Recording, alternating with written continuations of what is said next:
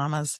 It's week 2 of answering mom listener questions from you guys, my listeners. I'm licensed marriage and family therapist Debbie Empress, and today's question is about financial disagreements when one member of the couple is a stay-at-home parent and resentment over that. So remember, even if this question doesn't directly apply to you, something in the process of how these kind of discussions are difficult or navigating disagreements will likely relate to your relationship, even if you're in a different stage or have different issues. Okay. So the question today is from Natalie R. And her question is, I'm reading it. We have different ideas about who makes financial decisions while I'm a stay-at-home mom. How do we approach these conversations when we disagree? I feel like I get less choices or like I need to ask permission for spending, and I really resent it. Okay, great question. And I've heard this come up from many of my clients. So similar to last week, I have some concrete tips of how to negotiate finances as a couple when one person is a stay-at-home mom. But first, you're going to still need to be in a collaborative and regulated, connected state to have a productive conversation. Otherwise, it's still going to be adversarial. It's going to keep being a dead-end loop. That's frustrating and goes nowhere. Okay, so we don't want that to keep happening. So before I get to those concrete tips, let's take a look at what may be under the surface for a couple going through something like this. So stay-at-home moms can often feel unseen for everything they do. Like, I'm undervalued, I'm marginalized, or on the outskirts of financial decisions, and it's unfair. Or they might even feel like, should I be, spending on this? I'm not actually bringing in the money, and there might actually be reservations within themselves that are uncomfortable to sit with. And a working parent can sometimes feel pressure or the responsibility of, wow, we're a one-income household. I'm the only one bringing in money, and may have some anxiety about where the money goes. And they also may not be feeling appreciated. Again, this can be different for every couple or member, but these are common themes that I often see. Okay. And so it's about reframing to getting from, well, we're having different experiences, we're on different sides, to, yeah, we can have really different experiences of this and still be on the same side. The lens really does need to be, in a couple relationship, we are working together. We are growing this family together. Okay. We need money and we need caregiving and we need house maintenance, both of us. And so how do we navigate those roles and responsibilities so we both feel valued? Okay. How do financial decisions manifest in the way we value each other?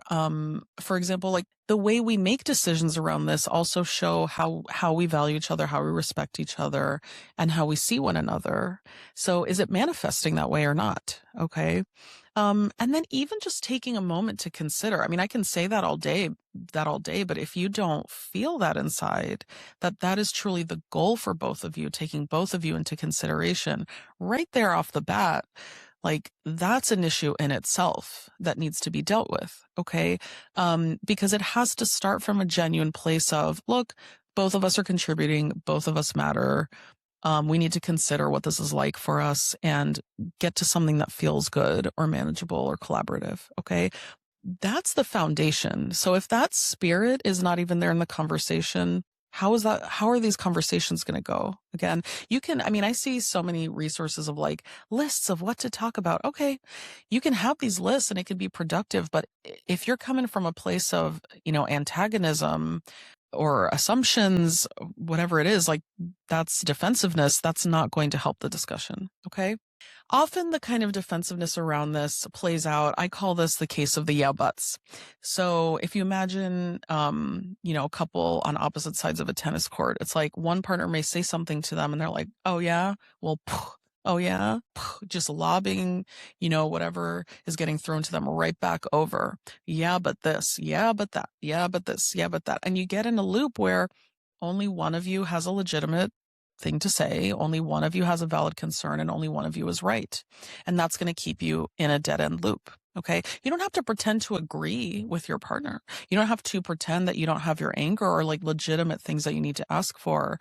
But that stance and that approach is just going to bring up more and more defensiveness in one another. Okay. So we need to see what could be getting triggered underneath the surface for both of you. Okay, there's themes for financial matters like this. There's themes of value, of respect, of autonomy. Do I have the right? Where's my autonomy as we make decisions? Or is there too much control around some of these decisions by one of us and not both? Security. What gives us a sense of security in the decisions that we're making? And a general energy of companionship and teamwork with each other. Okay. So you need to be able to have a conversation about these concerns, about your experience of all of that, and being able to share authentically, but also to listen and consider without as much reactivity or defensiveness. It's almost like, yes, of course you will have your turn, but can you actually just give your full presence to your partner and take turns doing that for each other? Okay. What are your concerns? And express them authentically, not in an accusatory way, but just honest to your personal experience. This is where, the common thing that we all hear, use I statements. It's kind of true, right? It's like, if you're going to be saying, well, you do this and you do that. Okay. Who on earth is going to respond well to that? And I'm not, nobody is. So, it's more like, look, I don't appreciate when such and such happens, and I have expectations that are different. And it makes me feel like such and such when I get criticized for a minor purchase, whatever it is, and so it's definitely about being authentic, but not accusatory. Again, I mentioned this last week in the Q&A. I'll probably keep mentioning this, but when you appreciate each other for what you're contributing, even celebrating each other, if you can do that, is, that's going to change the whole conversation. That's going to change the whole tenor of and foundation of how you guys have conversations like this. Again, imagine if both of you are hearing from one another, God, I see how hard you're working. I see how hard that is. And you're really showing up. Like, that must have been so tiring, but you continue to do this for us, for our family. Okay. Whether that's child rearing or work. And when I say work, I mean like work that brings in, the financial security. Okay. Both are work. Here are some tips of what to ask, like in conversation points, just even starting with curiosity to get a window in. So ask each other, what helps you feel secure financially? What helps you feel respected around financial decisions? What kind of autonomy would you like in addition to the joint agreements that we might make? Okay. How do you both want to feel about your contributions? How do you want to be seen? What do you need to hear more of from one another? What pressures does the partner who's bringing in the finances feel? Do they feel pressure? Do they feel not seen for what they're going through too? Does it feel sometimes for both of you tit for tat of like whose day was harder sometimes? Okay. Are there concerns for the partner who's like bringing in money around spending, around budget, around savings? I've seen a lot of moms be really surprised, or parents be surprised, that their spouse actually is sitting with a lot of anxiety around being like the only sole financial provider, especially if that's a change from before, that there's a pressure, and it's like, I never knew that, right? And there's a lot of compassion that can come from that. Does the stay-at-home parent feel valued for their labor, right? Are they being acknowledged for how much money they're saving, like daycare and, I don't know, eating out sometimes, and gas money and whatever it is, like a regular cleaning person, like how much they're saving by their labor too, and contributing, and not just financially, but also just contributing to the development of their child, which is incredible. Okay. So what I've often seen work in this sense of concrete tips is making a budget together that allows for some discretionary income for each person each month. That's like, you can do whatever you want with that amount of money, and you can do whatever you want with that amount of money. And we don't have to be on each other's case about it. Like, we have allotted a certain amount where there can be some flexibility. And so for people that really want a sense of autonomy within an agreement, that can be very helpful. Also, how do you want to have these conversations? Do you want to have monthly check-ins? Because budgets don't usually stay the same month to month. Sometimes there's going to be a different kind of expense in different seasons, like holidays, or when it's summer vacation, or something, I don't know, required, maybe like child needs some kind of speech therapy or physical therapy or something. That isn't usually part of the monthly budget, and then coming back to re-navigate. Okay. And it's not just the machinations of this. I mean, you can even meet with a financial advisor or someone to help with those kind of nitty-gritty conversations. But I would say the biggest question around this, again, is how do you want to agree to have these conversations? The how before the what. do you want to be in a space where you both feel appreciated, where you both feel valued, where decisions around finances are still like a mutual decision and there doesn't feel like disproportionate control? Um, and for a partner who may be having difficulty giving up some of that control because of some like insecurities or feeling an ownership, it doesn't mean that you don't have a say. Both of your say is going to be important and needs and, matters around security and savings and things like that.